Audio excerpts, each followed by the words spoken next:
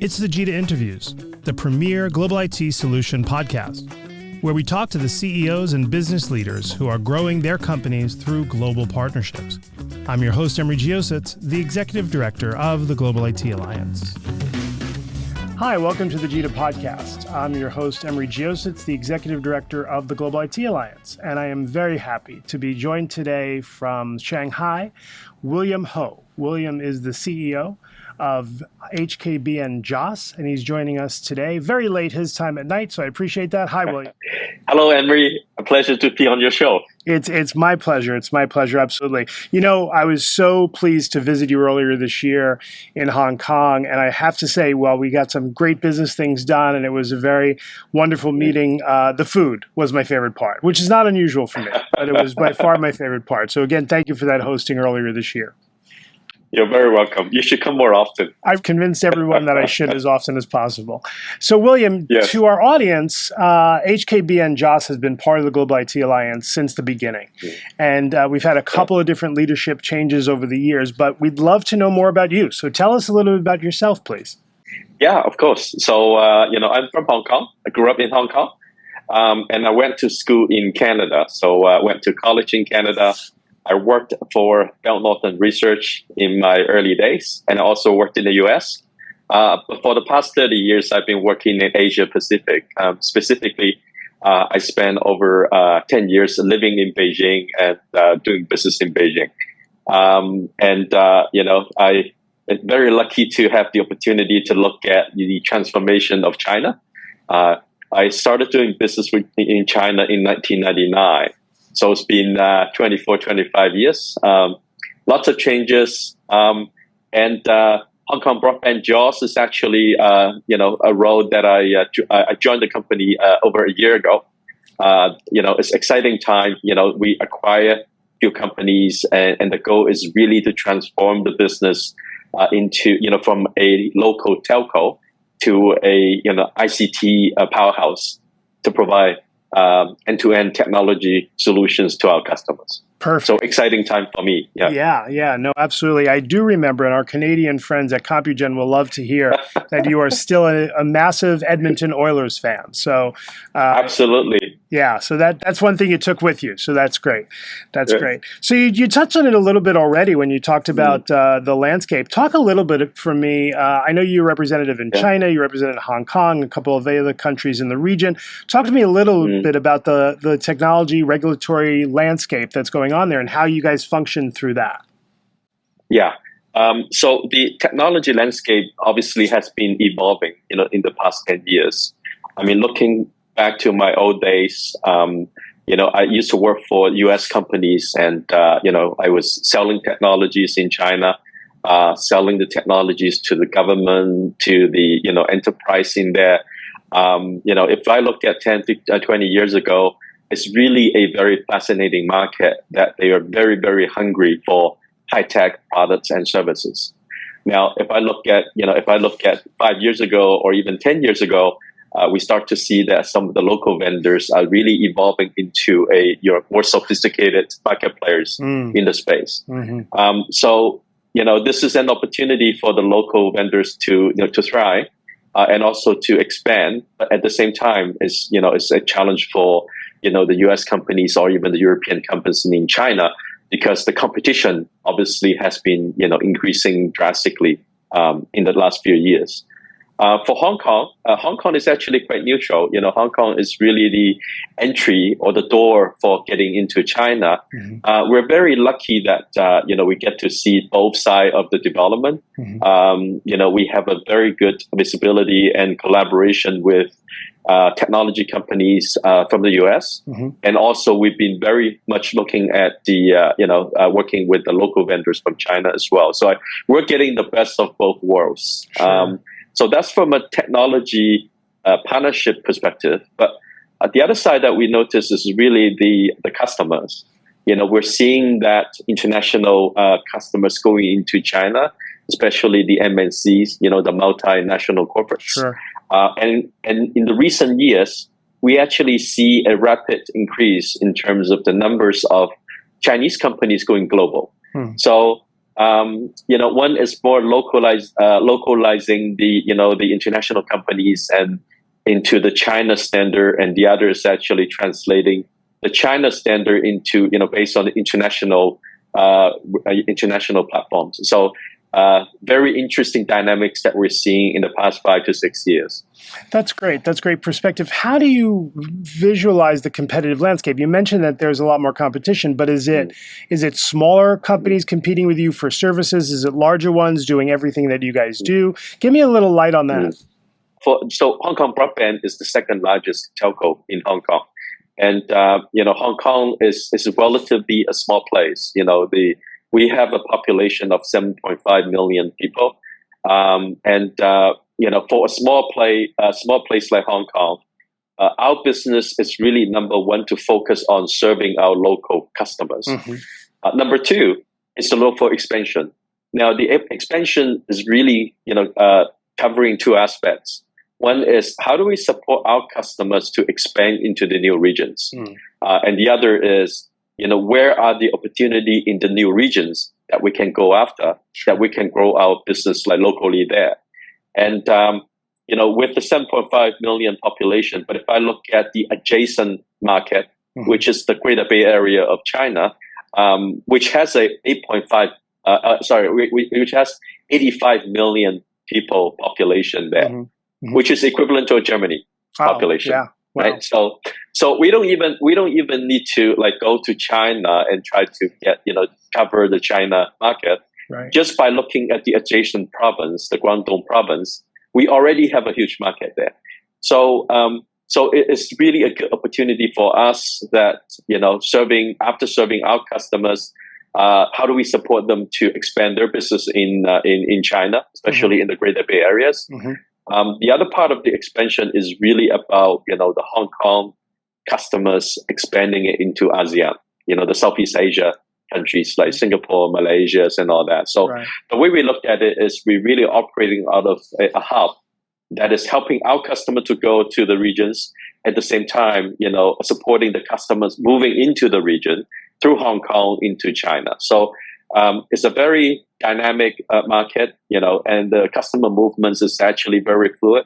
And we still see, lots of opportunities right now and coming up in the next few years. The hot topic, William, all over the world is consistently cybersecurity, privacy, data privacy. With AI coming, all the pitfalls of everything that you see out there.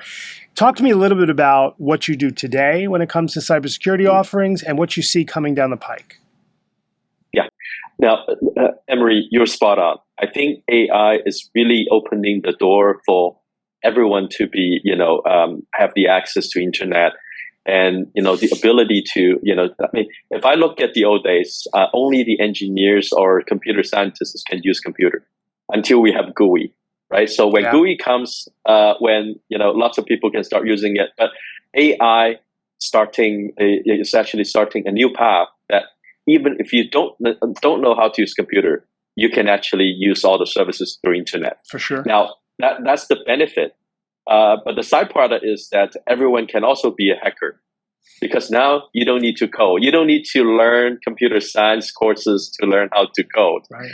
So that represents a great opportunity for people to create their own application or their own services. But at the same time, you create the door for lots of people being hackers as well. Right. So if I look at my today's security offering, the portfolio, we've been evolving from many years ago. When I started in this industry, the security is actually pretty straightforward. We have a VPN, we have a firewall, and then we have an end device. Seems like ages ago. That was it. So it was actually pretty straightforward. Right. As the technology evolved, we start to have network securities covering the network at different layers. We start to have server level and platform level securities. We have data management. We have application level securities, and then we have access control and basically user and device authentication.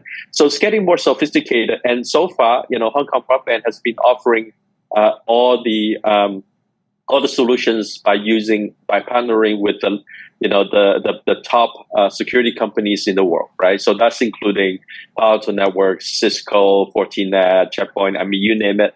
But AI's, the AI in the AI era, how do we address the security issue? That is actually a very, very new topic. I was in Silicon Valley a month ago, and this is actually becoming a hot topic in the Valley as well. Mm-hmm. That you start to see companies coming up with new solutions, and I think we're still in the early stage in terms of security for AI. As much as Hong Kong Broadband is offering anything from basic network layer 2 to end user device end-to-end solutions, AI security is one area that we're monitoring very closely. The application is still relatively new, and the market is still trying to figure out the loophole and what are the preventive actions that they can do.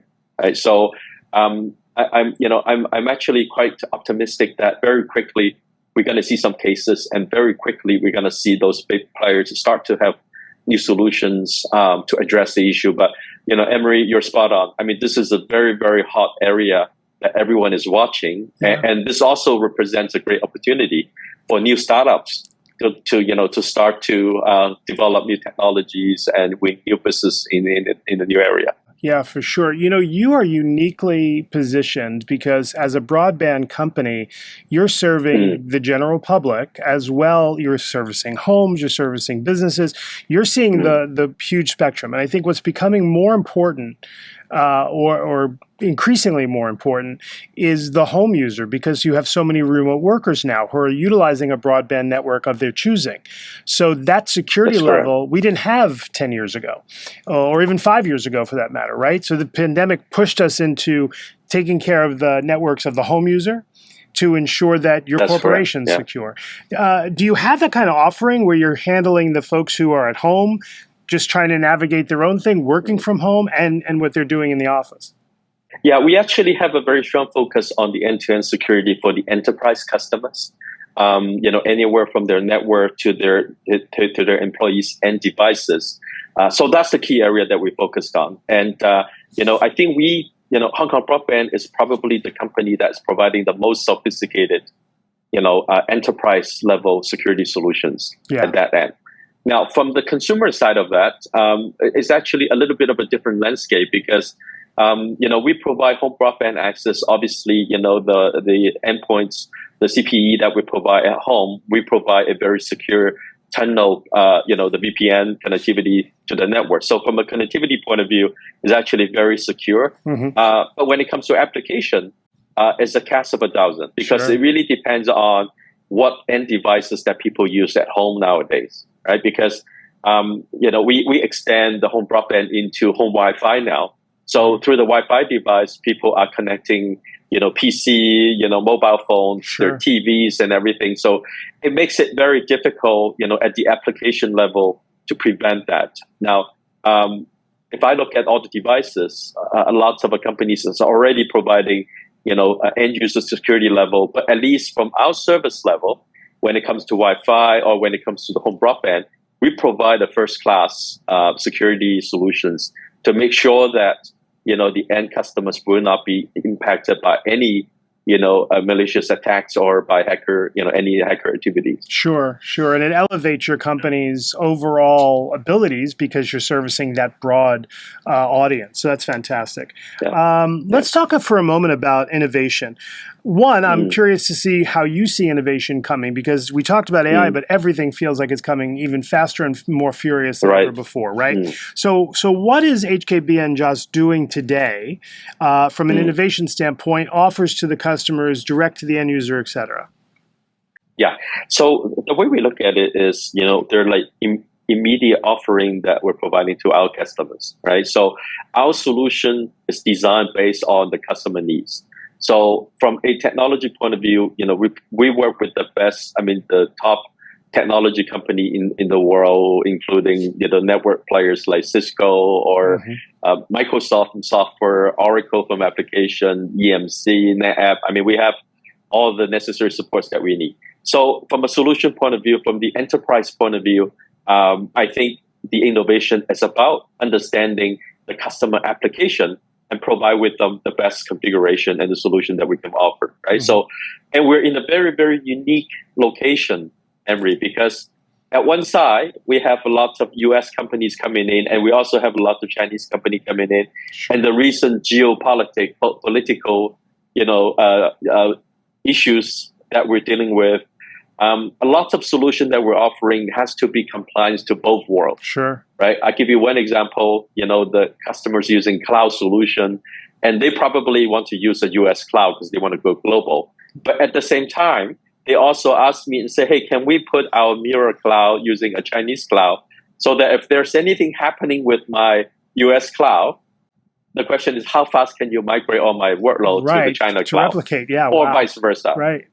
So the fascinating requirement that you probably don't see anywhere in the world, but here in Hong Kong, you actually experience, the two sides of the requirements and how we can fit into that. So a lot of innovation is really driven by the customer cases and their applications. Sure. So that's one side that we pay a lot of attention to, and that's our day-to-day. Right. Now, the other side of that is really about the upcoming new technology that we're looking at and what we're working on. So just give you some example. I mean, Web 3.0 is obviously one area that we look at very seriously. The blockchain technology, aside from, the coin mining, there are really a lot of real life applications like logistic management, the cryptocurrency that people use for trading, state-owned crypto, platforms for, between entity tradings, Sure. Data exchange and all that. So that's one piece that we looked at and building by building at platform level, network level, as well as application level, how can we serve our customers? Right. And the second is the one that you just mentioned. I mean, AI is definitely coming. And we're actually the first company launched ChatGPT with Microsoft in Hong Kong. Oh, wow. So that market is ramping up very, very quickly. We start to see some of the players coming in, start to actually help customers to design and build large language model to train their first bot, and how to localize the large, the LLM, right, large language model, and localize it with their enterprise data so that they can provide very specific corporate services to their end customers. Right. So I think that's just the beginning of the AI applications. We're looking into that a lot. But, if you look at this, it's really a very exciting period that we have, the cybersecurity, complex cybersecurity solutions that we're working on, multi-cloud environments that we're working on, and the upcoming Web 3.0 infrastructure, AI, and et cetera, and et cetera. So, this is the fun part of being in the tech space, is you're seeing all the fast changes. And in the past, it probably takes 5 to 10 years to see the change. Now it's about 2 months. Yeah. It's about 3 months. It's meteoric. About 5 months. Yeah, you're exactly right. It's meteoric. It's incredible. 2 years ago, we really weren't here. We weren't talking about any of this. I recently was with a group of CIOs at Columbia University, and the first 3 presentations in that day were all about AI. And then when I got them into a room, I said, how many of you in your day-to-day operations are using AI? And it was none of them. And how many of you are trying to run that business knowing that this is lurking behind you? And of course, that was all the hands. So it is an incredibly fast-moving situation that we're going to have to, of course, adjust to. I'm very impressed with what you said, what you guys are doing already. So that's fantastic. Yeah. Let's shift gears a little bit, because after you get through AI and after you get through cybersecurity, the biggest conversation we have is sustainability, green initiatives. Most, like you said, most multinational corporations want their partner to have a plan around sustainability and around green. So talk to me a little bit about what you guys are doing at HKBN JOS around that. Yeah, so obviously ESG is actually one of the key areas that we really focused on. Not only as a company and being a very responsible company, for the future development, as well as looking for solutions for our customers. So we are actually one of the leaders in the ESG space in Hong Kong.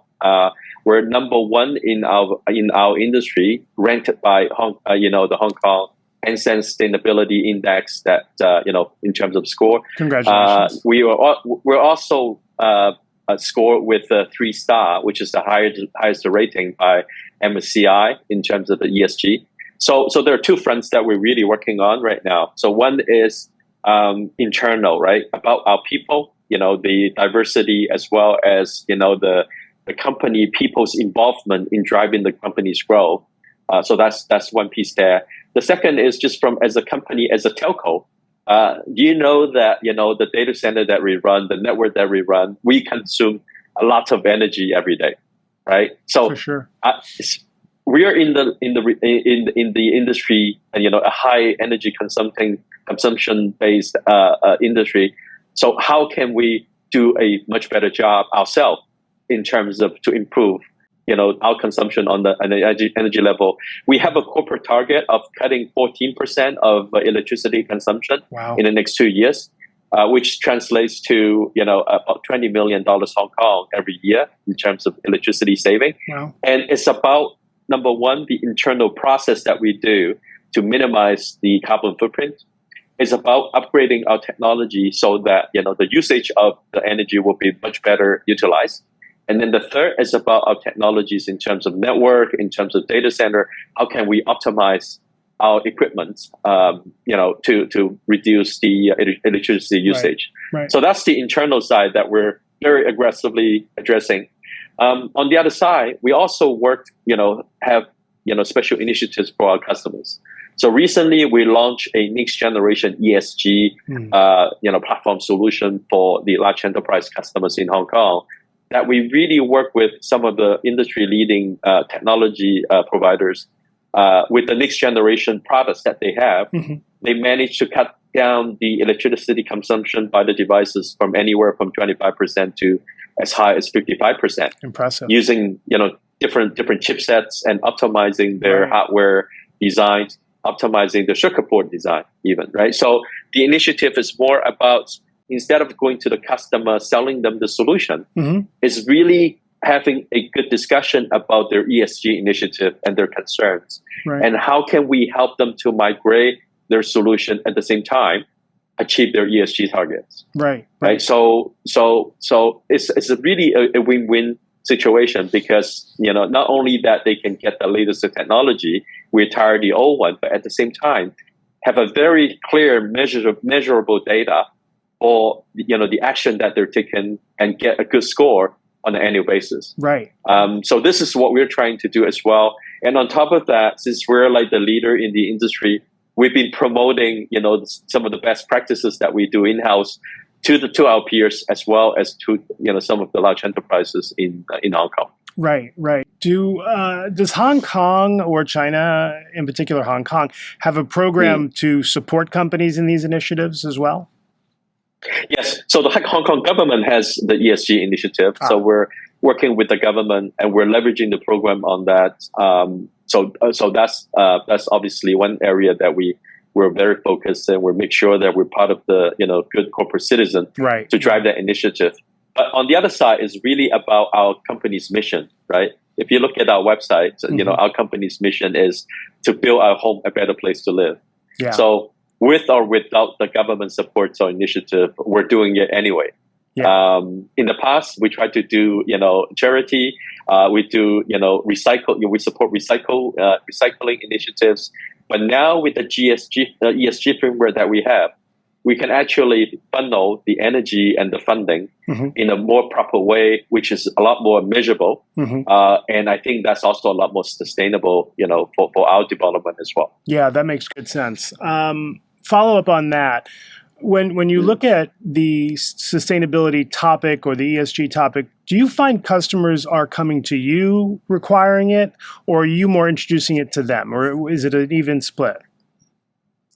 I think it's a bit of a both. I think it's probably, right now, it's actually a good thing, because right now it's, it's 70 and 30.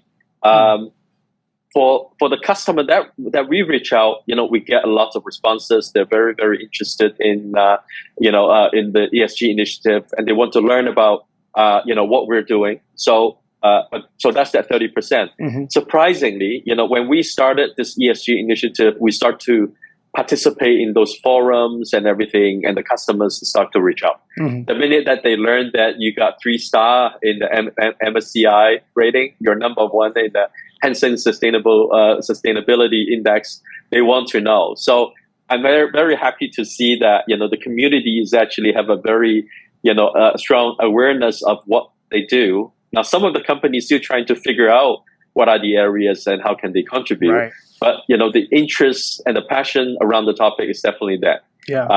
So, I think if we keep doing this, I think the momentum, we're going to get much better momentum in the next year or two. Yeah, that stamp of approval matters to the public for sure. Right.